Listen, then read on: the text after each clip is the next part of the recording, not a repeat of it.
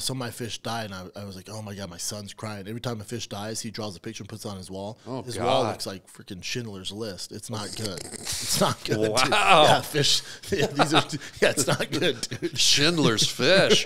Wow. It's going to be the name of the next special. Schindler's Fish. Schindler's Fish. And record it in your son's room. In black and white. He's hiding under the blanket, terrified. Shaking. When does the funny stop, Daddy? And you're like, shut up. You're riding down the Harland Highway. All right, hold tight on the Harland Highway Show. Harland Williams. Look at that. I think we're up and rolling, guy. We're live. We're not dead. This could be the first zombie podcast if we're dead. Huge numbers. Huge numbers. We might beat Rogan if we're two zombies. Oh, wow. Yeah, man. Beat Rogan. Have you ever been in a fight with Rogan? Like a fist fight? Physically? Yeah. No, never. Who would win? Him. Really? He has so much. Yeah, his mental is so. He's so strong-minded. You'd have to shoot him. He's a shaved baby gorilla, man. You know, like his arms are longer than mine. We're both black belts in jiu-jitsu. He has that mean wheel kick. I don't want any problems, you know? He's a shaved baby girl. That's what he looks like. I don't want any problems with that guy. Man. And then verbally, he'll just ruin your life. So it's like there's no win there. Because you beat him up, and then he gives a play-by-play on his next podcast to his 10 gajillion followers just making fun of you. On. I can't get past baby bald gorilla. What'd you say? I want to see a National Geographic special on that. Have you ever seen those chimps?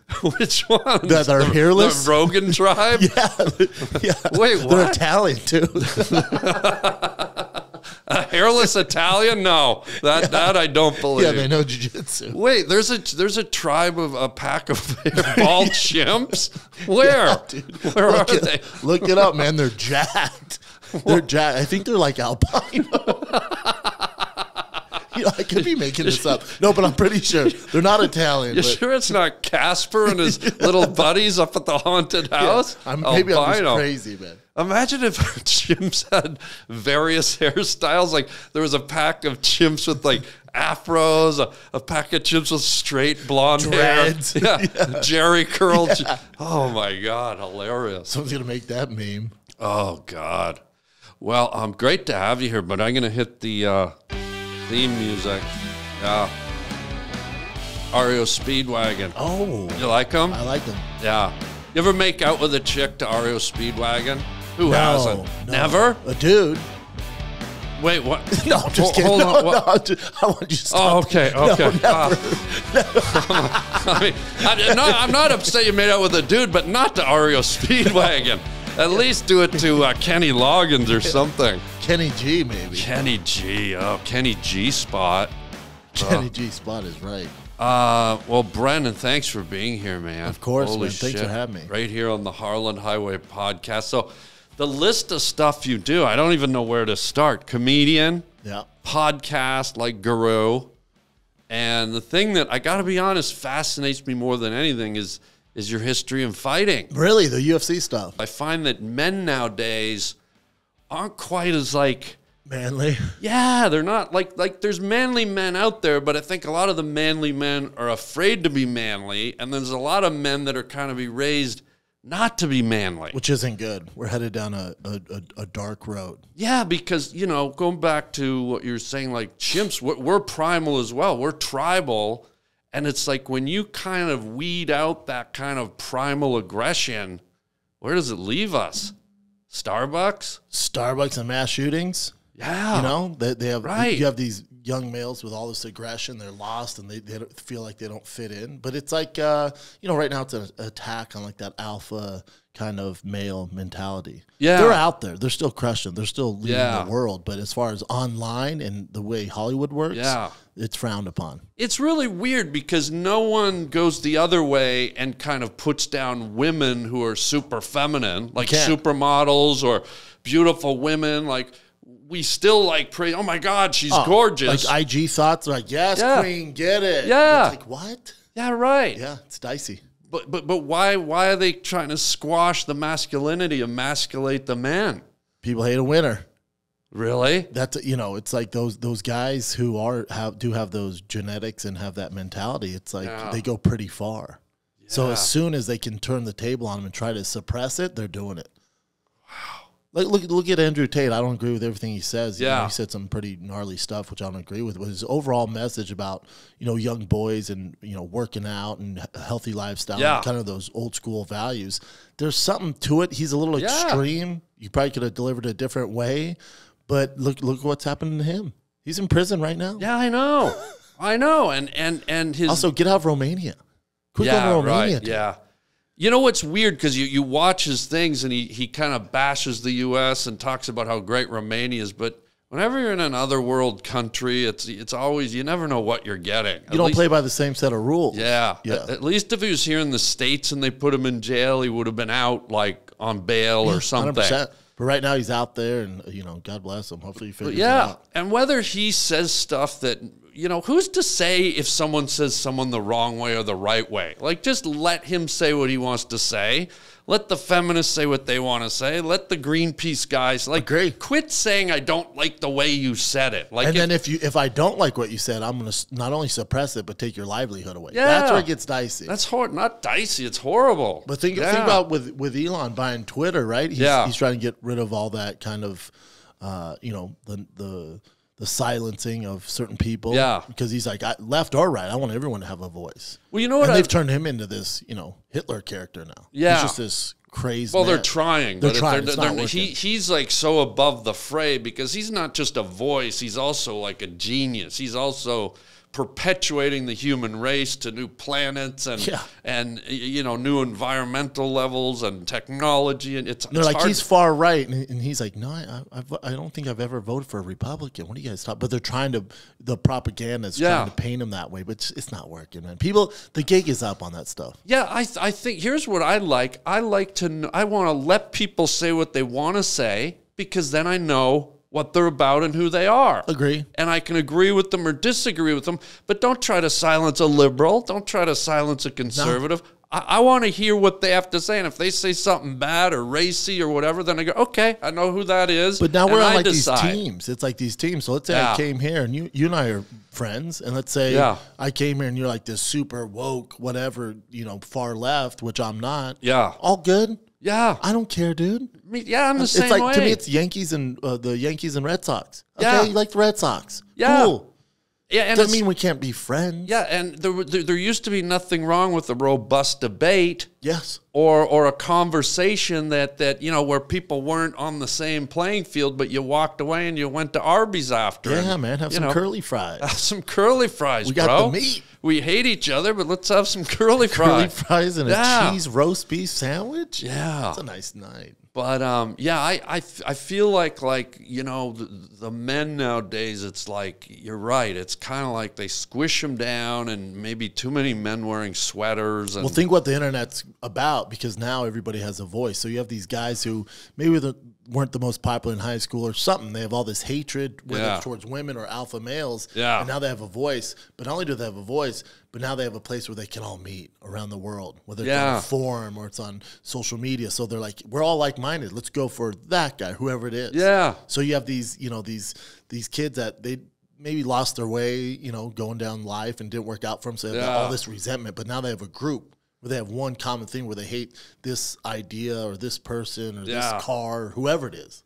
It's interesting that you said a voice, because that just triggered something in me that, up until about 5-6 years ago, before social media, it was hard to just have a voice suddenly overnight. You could have a voice with a tweet. Yep. And maybe that's what's missing in the whole voice thing, is people don't realize the power of that voice or the implications of that voice. And if they say something, it's like, think about what you say and don't just blurt stuff out, because everything has ramifications. Everything affects everyone else. So but there's that where just don't blurt things out. But we're shooting from the hip right now, and I do 1 million podcasts. Or if I'm on Rogan, we're drinking and doing other stuff. So, man, I might make some mistakes. I shouldn't be silenced or voted off the island. Like, people make mistakes, dude.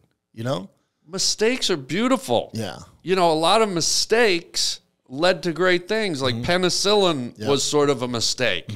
The guy who tracked the human chromosome, that was sort of a mistake. There's all kinds of mistakes. We have to have mistakes.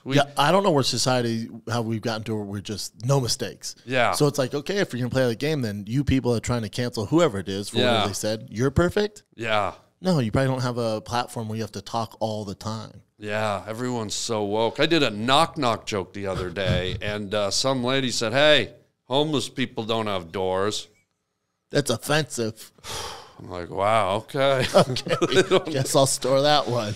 But you remember that movie, obviously, The Fight Club, you know? Oh, yeah. Where it's Brad Pitt? Yeah, and it's like, I feel like most modern men have never, and that's why I say I'm fascinated with you a bit, because you've felt the punch, you've given a punch, you've been in battle with another human being. But I think a lot of modern men, I would bet like 80%, maybe 90%, have never even been in a fist fight, or probably higher than that. Yeah, you think so? I mean, fist fight as far as maybe on the playground, if you want to go 90%. Yeah. But as far as like a legit fight, yeah I bet you're somewhere in the 95% having been punched in the face. Yeah, and I'm not knocking men. Like, I'm not saying, oh, you're less than a man or you're effeminate or anything like that. But I guess what I'm saying, in the modern world we live in, it's kind of a primal experience that a lot of men can't relate to or don't know. And I guess psychologically, I wonder if that's what's knocked a lot of the manliness out of men, or women maybe sense that men haven't kind of done battle, and it's a weakness to them, and they can push them down the way you said earlier. Yeah, it's a good point. But that's why, I was an advocate for, back in the day, you'd have to go in the military, whether we're in war or not, just to learn kind of, those kind of tough lessons. Because now, unless your kid's in a sport, whether it's wrestling, football, or something like that, they're not learning like real hardcore mental toughness life lessons. Yeah. Might get a little CT, but whatever. What's CT? Country? Is that country trauma? Corporate? I don't know. What is FCT. CT? It's when it's brain trauma. When you accumulate so much brain trauma, your brain starts to. It's like mashed potatoes. It's called CT. Yeah, me and Biden have it. You and Biden? Oh, wow. You could be his vice president on the next run. You don't want that. You think he fumbles words. Oh, wow. Yeah. Do you have CT for real? No. A lot of my buddies do. Like, they came up with fighting, and a lot of guys that fought before me have it bad. And then football players get it, right? That movie Concussion. Oh, so is that what it means? Concussion trauma? Is that? Yeah, it's like it's a long thing, but they just call it CT. Wow. But it's basically, you get so many concussions, eventually, it gets dicey. It's also a state, isn't it? Connecticut? That's right. Wow. I've got Connecticut. I used to have Illinois, but Left in Illinois. now I think I'm a little bit close to having some Maryland. That's a Maryland. I don't know. But you have this skill set, right? Like, how many years were you in the MMA? Probably 10 years total. Wow. Been doing jiu-jitsu for 15 years. Really? Yeah. And because I played hockey. I've smashed around. I like getting physical. Hockey's I played hockey my whole sport. life. Tough sport. But when you walk around in the public, like let's say you're at a bar, you're at a crowd scenario, or at a concert or something, and you see some guys starting to act out or getting drunk or unruly, is there a little button in your head that goes, I could handle this if I needed to? Like, yeah, I try avoiding it at all costs, but yeah, you don't want to engage. I don't want it, but there is a sense of almost safety where I'm like, if things do happen to go twerk off, I figure like I could figure the situation out. Like I was on a plane, and there's this unruly passenger. Oh, here we go. And the flight attendant goes, "Hey, so if he keeps going, are you cool? Could we ask you for help?" And I was like, "Sure.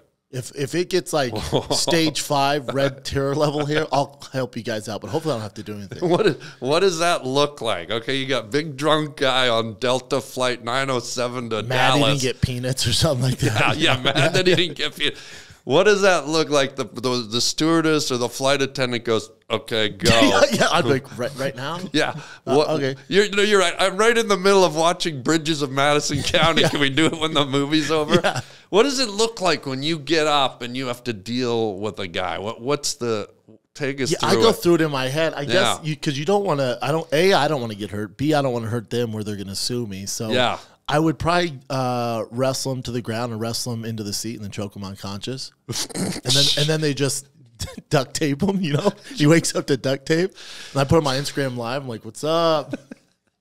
And then hopefully you I get a free flight out of Then it. you get a sponsorship deal with Scotch brand duct tape. Yeah. But what I love is just how casually you said, "Yeah, just choke him out, make him unconscious." No, I don't want. That's the thing, though. It's like, don't get it wrong. Like, yeah, I'm an alpha male technically. Yeah. But I'm more of. If you ever seen that movie Shark's Tale, Yeah. I'm more of a great white, but inside I'm a dolphin. Oh, really? Yeah. I don't want. I'm not like super aggressive or anything like that. Wow. No, Can I ask you a question? 8 inches. Wait, what? Go No. ahead. What? You're a dolphin. Yeah.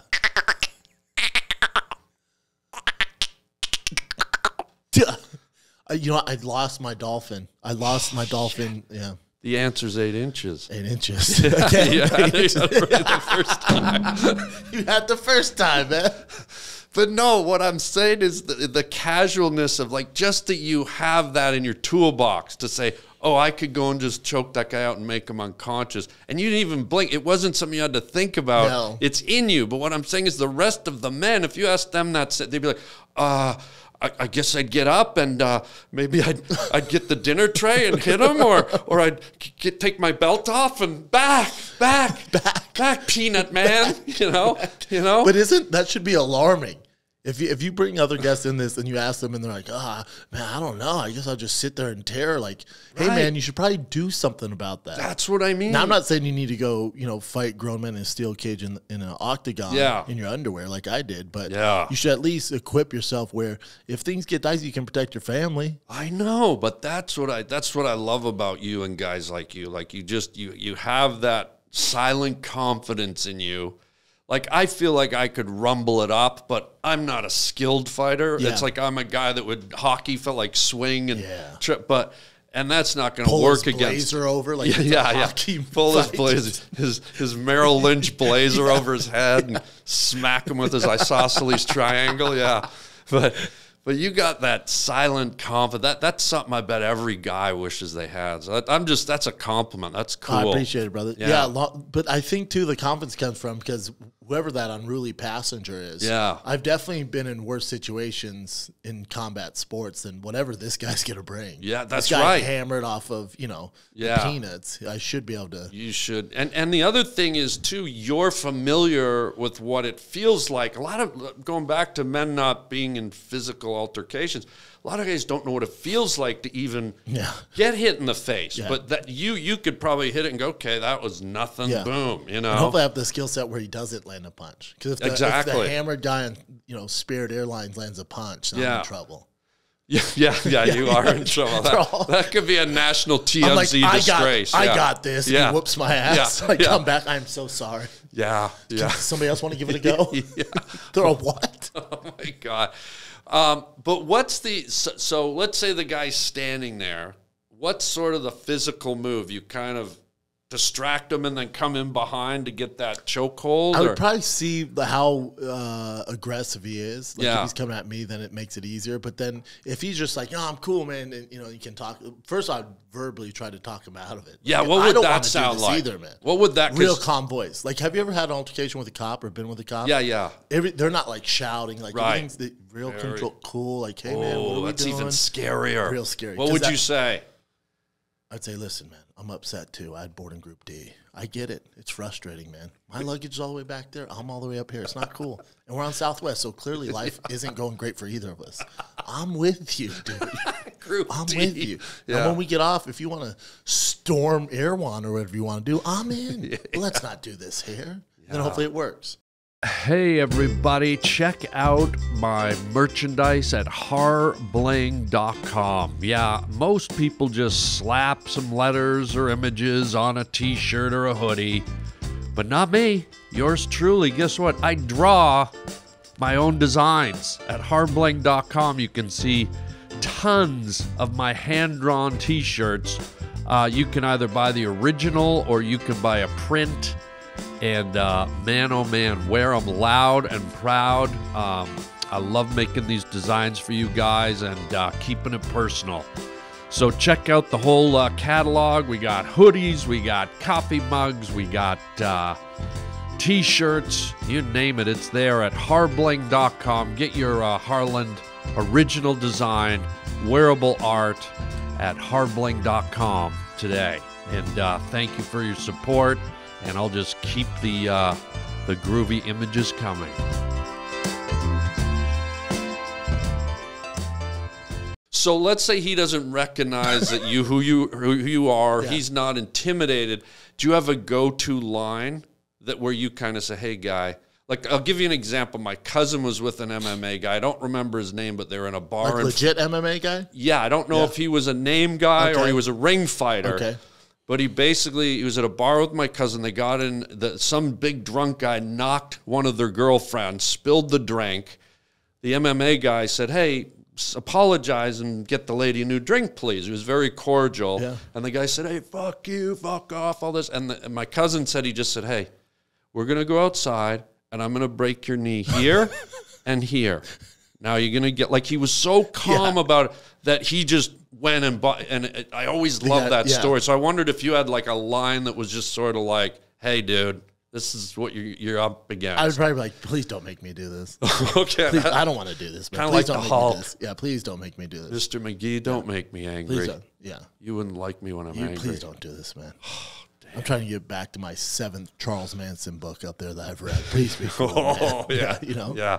What's the hardest in your whole career in fighting? Was there a standout punch or kick that you took that was the one that just you remembered it through all the others? There's probably two. The first one I remember the best is my first loss I ever had. It was on the worst time to have a loss. It was the Ultimate Fighter finale in Las Vegas at the Palms Casino. Yeah. And I was doing well against this guy, Roy Nelson. He had like 30 fights. I had 4 at the time. But we both won a tournament off the Ultimate Fighter to fight each other. So we both got contracts in the UFC. But to become the champion, we had to fight each other. So it was 1 versus 2. Okay. So I remember I was doing really well against him, and he even took me down, which was his thing. And I stood up and I'm like, "I'm going to beat the hell out of this guy." And he's a big dude. And then he landed a right hand flush. And it was the first time I've been actually hit in a fight, like really, really hit like that. I just remember my whole face was warm. I remember thinking, can't take too many of those, dude. Yeah. Like, let's not do that again. Yeah. And then sure enough, he timed it where I threw a jab and came right over and hit it again. Boom, knocked me out. The same side? Same side, same punch. Yeah, and he's quick. He looks, he's really thick with the 4 C's, and just landed the perfect punch. And first time I was knocked out, I just remember like, what the heck, man? Because you don't know what's going on. You have no idea. When you go to black, when you get knocked out, is it just vacant in there? Because I'm a fainter. When I lose blood, like if they take blood from me or something, I faint.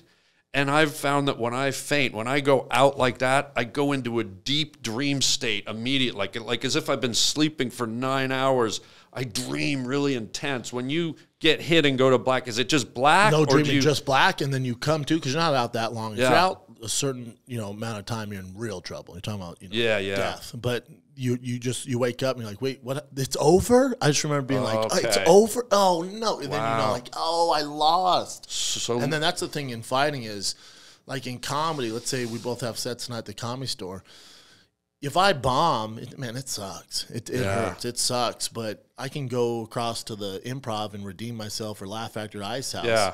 Man, 20 minutes later. Yeah, you're okay. In fighting, the peaks and the peaks and valleys there's no middle ground. You win, you're on top of the world, you feel like Superman, and the low is you feel like the biggest loser in the world. So it's just a straight cut to black. When you cut to black, wake up, gone. And you're like, what happened? Wow. And I have to tell you, like, oh my God. Okay, and what was the second one? You said there was 2. Second one, I was in Brazil. And, boy. Yeah, I was fighting Did you get hit in the Brazilian? Oh, man. Those hurt. Yeah. Because you've just been shaved. Brazilian butt lift, man. They got me good. Wow. Man, I got some junk in the trunk now. You got hit in the butt lift? Yeah. An uppercut in the butt lift? Right in the cheek, dude. That's when your ass cheek flies right over your back and slaps you in the face. Yeah, I know those. Like a hound dog. Yeah. No, I was fighting this guy named Big Nog Noguera. I asked for the fight. Yeah, he's a legend. Yeah, and they were like, hey, we can do it in Denver, in my hometown. I'm like, no. And I was at the time, I was just ignorance is bliss. I was really cocky and I was like, no, I'll destroy this old man. Yeah. And I was like, I want to go to his backyard and do it. They're like, oh, okay, we'll make that happen. So they make it happen. So I'm in Brazil, and I was like, I'm going to smoke this dude. I remember I landed an uppercut, and he's like wobbling. I'm like, oh, it's just a matter of time. And then he's backing me up, and then he throws right hand. Instead of zigging, I zagged when I should have zagged. And it just hit me right in the chin and against the cage. And you have nowhere to go, so the punch, you just absorb all the force. Yeah.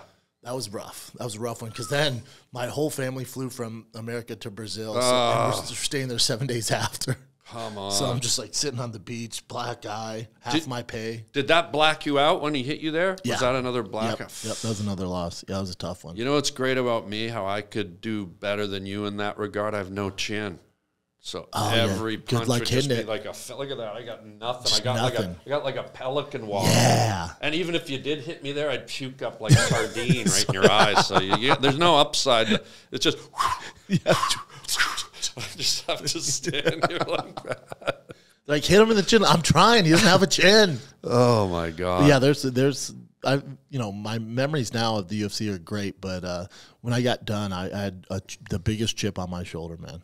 Oh, I was so upset. I was so mad. But that's what fueled me to build everything I've got now. But man. Well, that's the competitor in you. That's the competitor. Like, you never lose. Even if you go down and lose, you find a way to come back. Yep. But those life lessons, especially in comedy, it's like, sometimes comedy can be a little rough, a little mean, which I expected that, because I came up a different way than you guys. You probably started in open mics and then build it up. And then obviously I come on and I have somewhat of a fan base. I'm not like Kevin Hart, but I have a fan base where I can't go anywhere without somebody being like, oh, that's the UFC guy, which I hated. I hated. When doing comedy, you mean? Hated it. Yeah. Hated it. Or when the host would bring me up and go, I'm from the UFC. I'm like, oh man, this isn't helping me. Dude. Yeah. So, and then when I was headlining, 8 years ago, when I first started headlining, and I get to the venue and say UFC's Brendan Schaub. They use that to bring him in. Man. Yeah, don't do that. You want to stand on your own. Yeah. I want to acknowledge me as a stand-up comedian, but it's probably.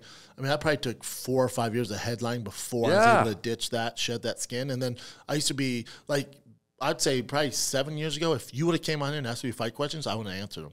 Really? I would have politicianed my way around the answer and not talk about fighting. Got so much resentment against it for whatever reason. I understand that. And then now, as I get older and mature, I have kids. I'm like, no, that was a great time. That's such a good learning lesson. It made me who I am. Well, here's why I wanted to set the fighting thing up, because I don't mind talking about fighting. That's not a red flag anymore. Good. Yeah, but the reason I sort of led with that, see the terminology, I wanted to bring it full circle and ask you, with all that fighting experience, because fighters have a certain mindset. They're fighters. They're competitive. They don't want to stay down. What did you bring to comedy from fighting? How did the fighting mentality influence you? Because, like you just said, you can go down in comedy in flames in 2 minutes. You could have a full house. You could have a theater of 4,000 people, and you could just hit the mat. They're not buying it. No. So what from fighting did you bring in to help you or infuse into your comedy? I think the thick skin of fighting and dealing, because when I first started fighting, that was just when the Twitter and social media was happening. So you're getting, you're going to a fight and you're fighting these legends, and obviously no one wants the new kid to win. So I was getting all this animosity. I was like, oh, that's weird. So, but I was like, okay, whatever. And I would get through it and be able to deal with it mentally and ignore it and realize that's not real. Again, it's teams. It's Team USA versus Team whatever, Croatia or Team Brazil or Team, Bulgaria, whoever you're fighting. Yeah. So I was able to view it a different way. And like I said, the peaks and valleys are so drastic. They're crazy. So the valleys are so low. You're talking about real depression. After a fight, after a concussion, I can have the lights on in the house. I just stay in the dark. There's some opiate use. I went down a dark road. So I think being able to manage that, it just gives you this kind of no fear thing where, when I first started comedy, like tonight, if I have to follow you, okay, all good. Could be worse. Could get knocked out my underwear in Brazil. Yeah. You know? It's yeah. like all good. Yeah. It's all good, man. You could get attacked by bald monkeys in the jungle, you know. Yeah, Italian monkeys. I love that attitude because I'm the same way. I've always been I've always had the mentality, as good as they are, I want to follow them. Yes. Like guys a lot of comedians I know don't want to follow.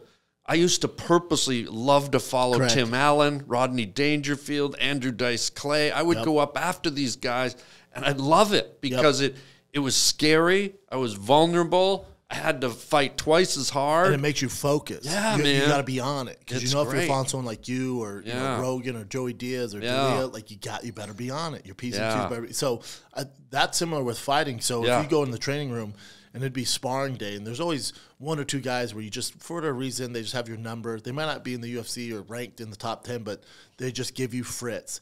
And it's natural to go, I'm good. I'm gonna go with these guys because they're easier. Yeah. But I would always force myself, nope, you're going with that guy. I love that. You're going with that guy. So in love comedy, that. it was always like, you know, are you sure you want to do this show? Oh, I'm like, who I have to follow? Joey Diaz. I'm like, hell yeah. Oh, yeah. Good for like, you. you serious? I'm like, yeah. I love that. I never asked, where am I at? Yeah. Or, put me here on the lineup. I don't care. Good, huge don't props. care. Yeah. I love that. There's guys at higher levels than me and you that I know still don't want to do that. Yes. And that's what fast. I had a feeling your answer would be the fighter in you. There's nothing that can kind of scare you. Yes. You know, and to hear that is beautiful. I love that. Yep. Would you say one of the key elements to winning a fight is knowing a little bit about your opponent, having recon, understanding what their toolbox is full of? 100%. Okay. Yeah, 100%. Okay. Well, yes, that. Okay. Well, I'm about to do something that could be the stupidest thing in my life, but you don't know much about me, right? As a fighter? No. Would you look at me and think I'm a career? fighter? No. But just as a fighter in general? No. Would you think I have any skills? I know you played hockey, so you got that, you know, that Canada street vibe a little bit. Right. And your shirt, I'd be like, oh, I'm not going to mess with that guy. So if I were to sincerely challenge you to get into the ring with me Yeah. for 4 rounds, me and you, I'm not scared of anything. I'm not scared of you. I'm not scared of anybody. Okay. Would you step in with me? No. Why not? Wait, no. A, I don't want to hurt you. I like you. B, Don't worry about me. we all need listen, I need all the brain cells I can muster these days. You know? Wait a minute. Don't worry about me. I'm planning on hurting you. Now, would you? Is it boxing or straight MMA? It's fucking fighting. Okay, it's punching. Are you in or out, bro? I don't want 4 rounds. I don't want to hurt you. Don't worry about me. I can take it. And anything goes. Anything Why goes. would you sign up for that? Because you don't know what I got in my That's toolbox. True. That's true. You never Do I know. sense a little fear? Yeah, I'm still scared, man. You in or out? I'm not joking. I'd rather do that than follow you at the store. How about that? Can we do this? Sure, man. 4 rounds? 4 rounds. Me and you? Okay. Oh, nice. Here it is. Nice. 4 rounds. Dude. Wait. Now, wait. Here's the caveat. Let me just make sure they both work. Okay. Here's the caveat. The loser has to answer a provocative question. Oh, I love that. So whoever gets their block knocked off Has to answer one of these questions. Okay. So wait for the bell. Are you ready? I'm ready. Round 1. Bing.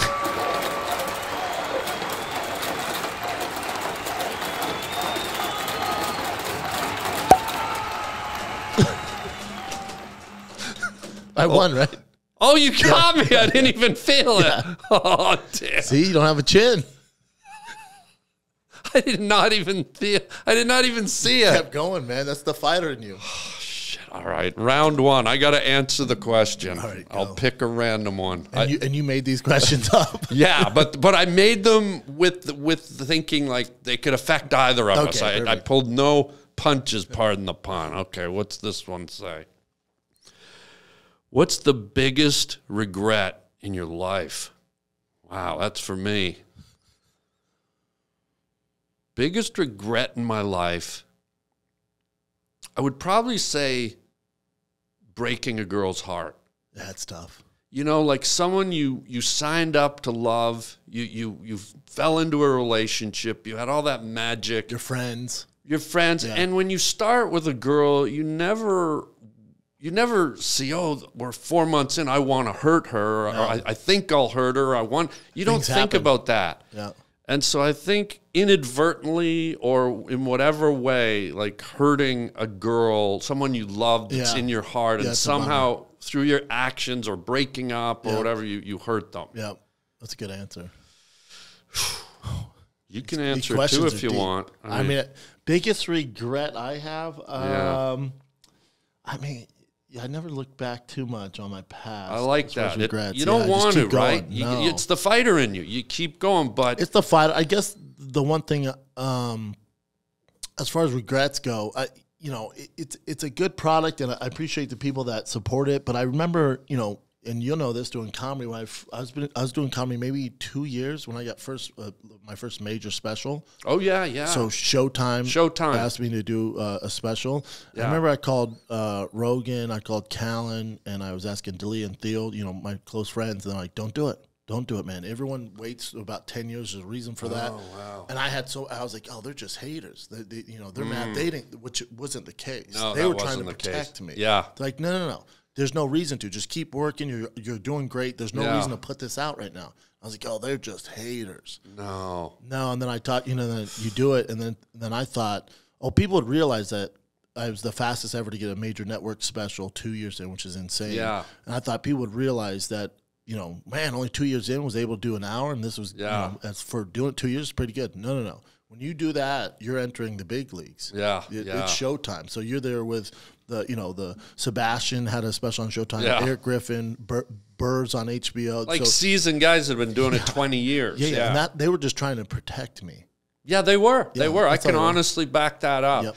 But the other side of it, Brendan, is how do you say no? Like, imagine if Joe Rogan 2 years in, or me, or anyone, they said, "Hey, we want to," you're too new to not know that it's probably the wrong move. You're like, "Oh my God, this will propel me." It's like in anything. Like, and I always learn the hardest way. Yeah. And they know that with anything, it's like I have to learn the way I learn, and you gotta learn taking the toughest road. It's like if they said for your second fight, "Hey, we know you're new, kid, but we want to put you in against Chuck Liddell." Yep. Would you go no? Probably not. Yeah. Maybe you would, but no, I'd say I no. wouldn't. Yeah, I'd probably say no, or hopefully my management team would be like, "You're not ready for that." Right. But as far as the business wise, everyone around me is like, "Yeah, this is great for you." But the real comics who I respect so much and idolize, they're like, "No, there's no upside. You're doing great. Just keep doing what you're doing. Your tours, keep doing that. There's no reason. There's no rush." You know what the upside of it is, though? Even though you maybe stepped on a little landmine, you learned a lot from it. But the upside is you came out the other side and you know that those guys are your buddies. Correct. They're your friends. Yep. They weren't doing it out of jealousy or spite. 100%. They were looking out for you. Yep. So that's got to be a good feeling. Yep. And you learn from it. So Yep. when you do your next special, it's like you went from this level. It's all stepping stones. Agree. And people who would throw stones go, "Hey, what would you do?" Yeah, exactly. So you ready for round two, bud? Let's do it. I got to get my game up. What's the name of your guy? Mine's the Blue Blockhead or This something. is Red Rocket. Wow. Okay, ready? Ding, ding. I wanna taste the pain. I think I'm seeing all red. 2 bullets in the gun, 1 shot to the head. I need a blank space. 'Cause everything is a threat. But I never back down, man. I'd rather be dead.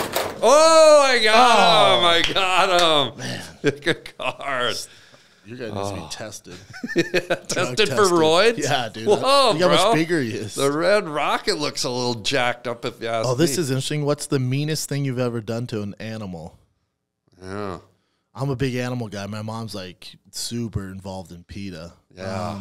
The meat, I've always had such a soft spot for animals, so I'm not too mean. Sometimes, like, I'm really into fish, super into fish. Yeah. I have like 4 tanks. Oh, wow. Yeah, and awesome. and sometimes they'll die, but it's out of my control. So the Okay. meanest thing would be, I cover all my bases. So I change the water. I filter out all the rocks and make sure there's no disease in. And Yeah. sometimes there's just something you can't control. Like I have a guy now who helps me, a fish expert. Yeah. I come to the house maybe once every 2 weeks. Yeah. And some of my fish die, and I was like, oh my God, my son's crying. Every time a fish dies, he draws a picture and puts it on his wall. Oh, his God. wall looks like freaking Schindler's List. It's not good. It's not good. Wow. Dude. Yeah, fish. Yeah, it's not good, dude. Schindler's Fish.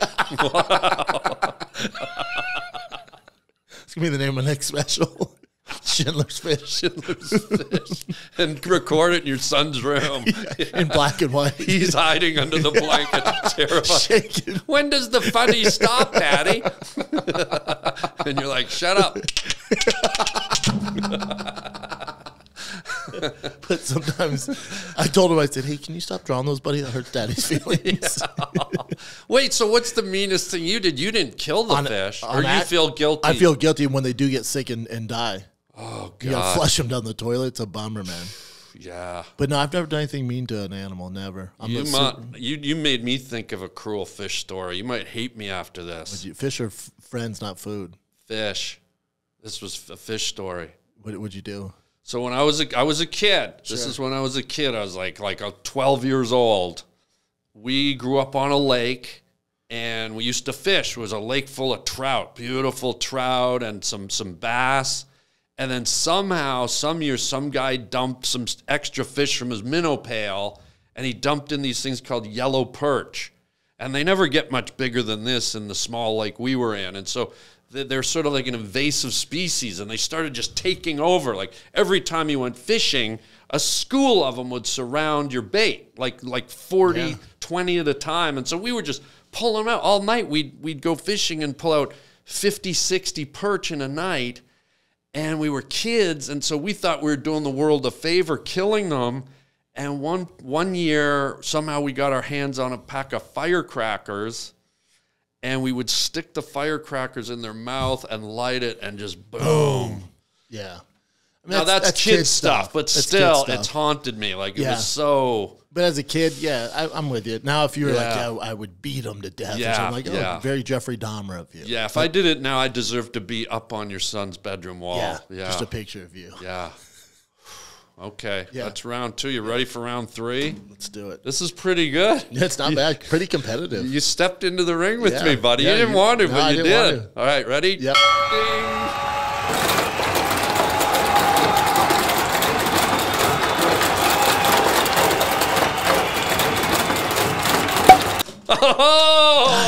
Oh, the blue hemorrhoid or whatever I am.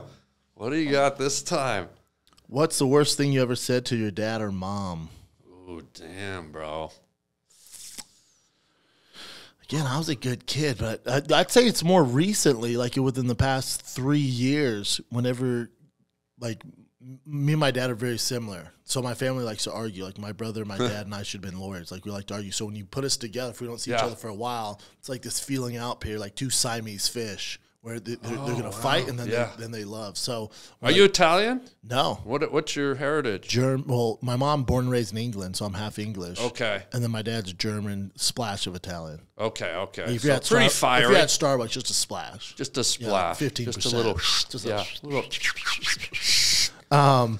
So me and my dad argue over certain things politically. Like, you can't bring up like COVID, or you can't bring up certain politics around us, because we will argue. Okay. And then we were talking about the Ukraine-Russian war, and we're going, and he's getting pretty. It's getting pretty heavy, and we're driving, and my stepmom's in the car, and my wife's in the car, and then he said something. I just said, "Oh, how in the hell would you know?" And then I remember, I was like, "Oh, why would you say that to your dad?" And he goes, "Oh, I don't know. I did serve in the Navy for 4 years, work on Russian intelligence, dumbass." I was like, didn't talk for the rest of the car ride. Yeah. At least he didn't say, "I'm going to pull over and you're going to walk home and you're not getting any dessert, you little brat." Yeah. That would have 38, but yeah, sure. Yeah. Still, it's my car. Maybe you should. And I paid for dinner, but you should have just reached around from the back seat and done that airline chokehold and choked him out. You're talking about the Spirit Airline choke? Yeah, just give it to him, like, Daddy. Oh, really? They teach you this in the Navy? Yeah. Right, and he couldn't answer because he's like, right? Yeah. Yeah. But usually nothing too bad. Okay. Yeah, I think the only thing I can remember when I was a kid, my dad spanked me. Like, you ever get the pull down the pants, whack the bare bottom, slap. And I remember my dad just walking out of my room, and I just went, "I hate you, Daddy." I mean, that's kid stuff. It's kid stuff, but it's for some reason I only said it once. But you remember it. I remembered I said hate, and I just remember him kind of doing kind of like a backwards look like that. And even as a kid, I went, fuck, that was too powerful. Cool. That was too strong. Like, I roasted Dad way too hard. Yeah, I can't hate my daddy. No. He's my daddy. I'm sure at whatever age he was as a grown man, he knows. He's like, okay. So he knew. He's like, okay, that's... I don't think he was like, oh, man, I messed this up. Yeah. He hates me now. Yeah, he didn't like spike my drink with antifreeze that night or anything. He didn't pour antifreeze in my milk. He still got presents on Christmas. All right, well, that's 2 rounds to 1. If I win this one, I win. Over. I know. But if we tie, we have to do a final round. Have to. So... like something's wrong with my guy. Is that the excuse? The arthritis kicking is in there, Red Rocket or whatever your name is. All right, ready? Yeah.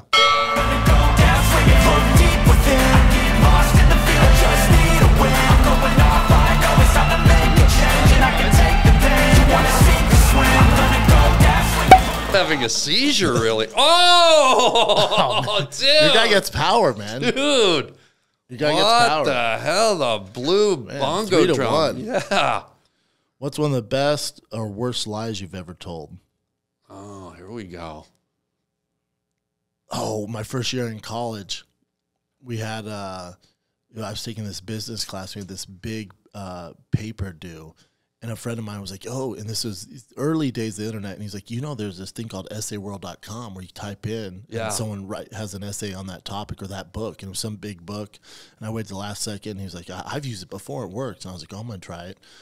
So I paid for this essay off essayworld.com. I handed it in. I mean, clearly not my vocabulary. I mean, it was really But it wasn't even the right topic probably either. It was like Shakespeare and you're doing a thing on biology. It was on the Roman Empire. But I remember I handed it in. Oh, wow. And then the next day, I get an email from the professor, Mr. Decker. He's like, hey, can you come in? I'm like, yeah, no doubt. And then I walk in and I was like, I wonder if he's going to bring it up. And so I go, hey, listen, I'm sure you're going to talk about the essay. And, I want you to know my brother helped me because it's pretty damn good. Am I right? Yeah. He's like, yeah, it's good. It's definitely good. And he goes, what's this? And he holds up my paper. I go, that's the paper I wrote that you're supposed to grade, and there's no grades on it. And then he goes, cool. And then what's this? And it's the exact thing off. It said essayworld.com at the top. I was like, dude. oh, man. I was like, that's the same paper from essayworld.com. He's like, right. He's like, I'm going to fail you, but we're not going to kick you out of school. You should have just kept the lie going and say, no, I work for essayworld.com. I wrote that and sold it to them. Like, I cited them as a source, even though I paid for it. Be cool, man. Be cool, man. No, he failed me. I felt so stupid. And then the class, I remember, never forget this, the class was going to see some movie. It was like Minions or Despicable Me. Like, it was like a fun day of class. Yeah. And I was like, can I still go to the movie? No. He's like, no. Go sit in the corner, you little liar. He's like, no. Dirty liar. Like, you think you deserve to go to the movies with us, you traitor? You can't spread your liar dust on the other children. Yeah. Get out of here. That was probably the worst. I felt awful, too. I think one of the best lies I ever told, I think actually saved my life. I was backpacking through Australia, and I was walking through these little lumber towns in the middle of nowhere. We're in Australia? Like, you're talking like you're in the outback? No, I'm on the coast? west coast, south of of Sydney, between Melbourne and Sydney, where it's sort of like a lot of parkland. I was walking through a national park, and I'd walked for about 9 miles, and I was like thirsty, so I didn't take any water, and I came to this little logging town. They had no water. Back then, I didn't think about it. I didn't, I was like in my I was like 21, and I thought, just walking's good exercise. You don't need water in Australia, do you? So I end up in this little logging town. They had one diner. I'm sitting there. I drink about 80 Pepsis. I have some scrambled eggs. I'm leaving. I'm paying my check, and this guy kind of tattoos and shit, Hey, mate, how you doing? I go, not bad. He goes, you from around here? And I go, no. He goes, hey, you want to come fishing? And I knew there was a river right down behind and I love fishing. And I'm like, yeah, I'll go fishing. He goes, yeah, come on down the hill. Me and my mates have a boat, And I'm like, okay, seemed like a nice guy.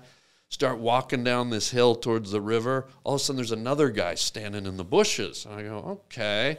And he goes, so what do you do, mate? And I just instinctively, I knew there was trouble. Yeah. Like I knew this guy. Suddenly I realized, oh my God, I walked into a trap. And I said, oh, I'm from Canada. I'm a cop. And it threw him a little. Like, They're probably like, ooh. Man, I had long hair, and I said, yeah, I'm an undercover cop. And so just for a second, he goes, I'll be honest, I'm a jailbird. I escaped from jail. I don't want any trouble. And so he like sort of fessed up to me. And now I'm like, holy, now there's a guy in front of me, a guy behind me. I get down to the bottom of the hill. There's 3 other guys waiting. There's no fishing boat. There's nothing. And the guy goes, I should beat the shit out of you just for being a cop. And I just, I was, a bit of an actor. And I just kind of did my best Clint Eastwood. And I went, you don't want to do that. And I just said, I'm gonna leave. And it was just enough to frazzle them and kind of short circuit them. They're like, maybe we shouldn't do this. Right. And I just calmly walked away. And I think if I'd stayed there like 5 more minutes, I wouldn't be surprised if they murdered me. I agree. Because I was in the middle. I wonder why they wanted to do it. Well, I think because the guy, he said he escaped from jail, and I think they're looking for money. He asked me, he goes, do you have any money? They're going to rob you. Yeah, and I said, I don't have anything for you. And he goes, I should beat the shit out of you for me. And I said, you don't want to do that. And I just walked. Yeah, it was a total setup, and there was no one around. That's a fair lie. That's a good lie. That lie probably saved my sweet hickory ass. Who knows what they would have done to you down under? Now I'm regretting it. That actually sounds really good, actually. Put another shrimp on the barbie, my man. It's always good when they go down under. I wanted to ask you, too, like, because again, going back to the fighter mentality, what do you say, not just in comedy, but in life? Because life is tough. Life can, like you said, after your UFC experience, you kind of went down a rabbit hole. What would you say to people in general, the guy that got fired, the girl that can't get a boyfriend, someone who can't make their rent, they don't have any direction? What does someone with a fighter's mentality kind of say to someone out there that might be looking for inspiration or words of wisdom? Find a rich girlfriend. No. Probably just don't stop. Like, don't stop. Like, you got to be like a shark. Sharks never stop swimming. They stop swimming, they die. Yeah. It's you almost got to be like a racehorse with those blinders on. So you can have all this outside nose, but you just got to keep going, man. Like, don't stop. Like, one foot in front of the other. Like, I never stopped. Never stopped. And some days are tougher than others, man. Some days are really tough. Just always got to keep going. You inspired me, because I was thinking about our interview, and I got really excited because I like the fighter and the mentality, and I realized as I was laying in bed at night, you inspired me to write a poem. Oh yeah, about kind of the question, and if you'll indulge me, I'd like to read it. I'd love to hear it. It's sort of hopefully those guys down under are incorporated. It's kind of a little thing that you sort of inspired me to write, knowing you were coming on the show. Love it. So here we go. See if you like it or not. The world can beat you down like a lost, abused old dog. Sometimes makes you wonder if there's even a God. Alone, feeling broken, your head in the fog. How did each day become such a sad, lonely slog? All out of money and all out of friends. You forget how it started and you pray that it ends. How did your life go around so many bends? You act like you're fine, but it's only pretend. You're down on the mat, all out of breath. The only comfort now is the cold hand of death. You want it to stop, to all disappear. Everything you dreamed of was so very near. So you lay there, defeated, ready to concede. You gave it your all, no blood left to bleed. But then, deep inside, the faintest light glimmers. Refusing to lose, you want to stand tall with the winners. And through all the pain, you rise up in life's mist. Sweat from your pores, blood on your lips. Something inside you says you have to go on. Fight until the end, until everything's gone. Your eyes in the shadows glow menacing with desire. To keep battling on, your soul filled with fire. The fighter within you, refusing to quit. Now nothing left to lose. You don't give a shit. You step back in the ring and glide into the light. You're a warrior, a survivor, ready to fight. And no matter what confronts you, you still swing away. hammering back at the world that sent you astray. You're a fighter, you're a champ, round after round. Nothing and no one can ever keep you down. A hurricane of power, muscle and speed. No more being denied, time to take what you need. Fueled by determination, focus and dreams. Deep in your pupils, victory rage screams. You punch through the darkness, your world getting brighter. There's no giving up ever. You're a motherfucking fighter. Jeez, man. I wish I could have turned that into my teacher. You're a good writer, huh? You inspired that in me. I appreciate it, man. Yeah, That's yeah. beautiful, brother. I appreciate it, man. Can I take that? You can have that. Yeah. I thank you. really, I know that your comedy's your main focus now, but somehow I felt like there was a real symbiotic, 100%. kind of energy between them, and I really wanted to explore that with you. And I thank you for opening up and sharing about it. You got a great pod. Yeah, this is great, man. You've always been you're clearly a smart guy. Like, we ought to just knock this out. You've just always been, like, in school. Did you accelerate in school? You know what, Brendan, when all the other kids were partying and stuff like that, I would go home and sit in my room and write stuff like that. Wow. Like, I would think about life and the world, and I wasn't out drinking, and I was sort of not antisocial, but I was a bit of an introvert, and so I almost got to the point where I had to stop writing it because it would get so heady. I'd overthink and I'd write things down. Yep. But when something now comes along that inspires me and moves me, it makes me want to. Yeah, that's great, man. Thank you. Yeah, that's amazing. Thank you. That's a great gift, man. Yeah, of Frame course. This. Thanks, brother. And you mentioned Joe Rogan at the top of the thing, and you know what? I want to kind of give a little shout out to Joe Rogan.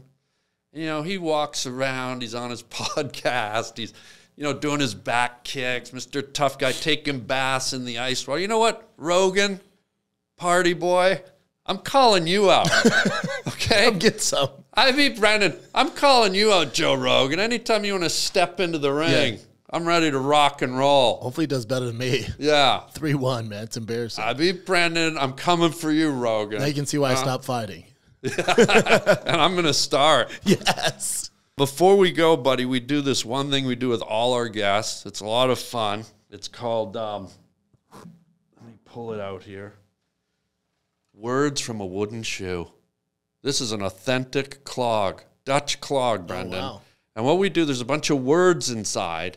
You don't look, you reach inside, pull out a word, read it, and see if it inspires a story or a memory, and that's kind of how we close out the show. You got a creative podcast here. Well, man. We try. So grab a reach in there. You talk there. about all the stuff I do. What about all the stuff you do, man? This is about you, Wild Thing. This is about you. What's your word from a wooden shoe? What's it say? Oh, here we go. What's it say? Famous sex. Famous sex. Oh, wow. I don't, oh, wow. This might not be the fight you want to have right now. Did I lose another round in that game? That just means wrestling in the sack with somebody famous? Yeah. Have you ever power greased somebody, a famous person? A flash joke in real life? I can tell by your face. It looks like there's been a few. Are we? No comment. No comment. The fighter's taking a pass on this round. Hard pass. Yeah. Hard pass. You? Oh, hey. I'm red. Wow. So the answer is yes, but we're not going to say any names, right? Yeah. So let me go down this rabbit hole. Can we talk about the scenario without mentioning the name on one or the only one of the? Yeah, I mean, at the time I moved here, she was just starting into acting, and it was like one of the first friends I ever made, and then now she's very famous. Okay. Yeah, she was great though. She's cool. This is the one fight you never prepared for, wasn't it? Not ready for this. We didn't learn this in the gym. Yeah. Oh, man. Well, my answer is it was the same girl. I didn't tell you it was. I know, but I know. I know. Yeah. I know. She came here, got famous in LA. I know. One word. Great blowhole. All right. Really good down under. All right, Brendan. Before we go, buddy, please let everyone know about your various podcasts, your upcoming stand-up gigs, everything going on. Well, let me think. Yeah, shows-wise, I have Thick Boy Studios, just Thick Boy on YouTube. I have all my Cowbass Fight Companion, Food Truck Diaries, and then the Schaub shows on there. And I do Finding the Kid with Brian Callen, which you came on, which is so fun. Dude, and then the Golden Hour with Krista Lee and Eric Griffin. Wow. Yeah. Wow, that's like a whole collection of podcasts. It's a lot. I'm exhausted. That's why I like doing these, because I can just be the co-pilot and enjoy my time. And thanks for coming up, man. I know how busy you are. And as far as stand-up wise, by the time this comes out, I'm in Brea on March 4th. It's a Friday. Brea, 2 shows, 1 night. I'm sorry, that's March 3rd. Brea Improv is March 3rd, 2 shows, 1 night. Yeah. And then after that, I'm in Oklahoma City, then Tacoma in March. Tickets at thickboy.com. Thick Boy. And any other projects you're working on, a special or books or anything else we should tell the fans? No, not right now, brother. Okay. That's it, man. You got your hands full, I got my hands guy. full. Buddy. You're the best, bro. Let's hit Thank the you for the theme poem, music. man. Oh, the poem. You So inspired good. it. Oh, Thank man, you. I'll take Thank you. And ladies and gentlemen, Brendan Schaub, give him a hand. Well, you can't because you don't have hands. This podcast goes out to people with no hands. I didn't tell you that. No hands into all the Australians out there. Yeah. What do you think those boys are doing right now? I don't know, man. If they didn't get me, who did they get? A few. You might have to teach me the old chokehold so that if I'm ever by an Australian riverbed again with some jailbirds, I know what to do. Yeah, man. All right. Folks, that's it. The Harland Highway. Until next time, chicken chow mein, and we'll see you on the dark side of the moon, Pink Floyd.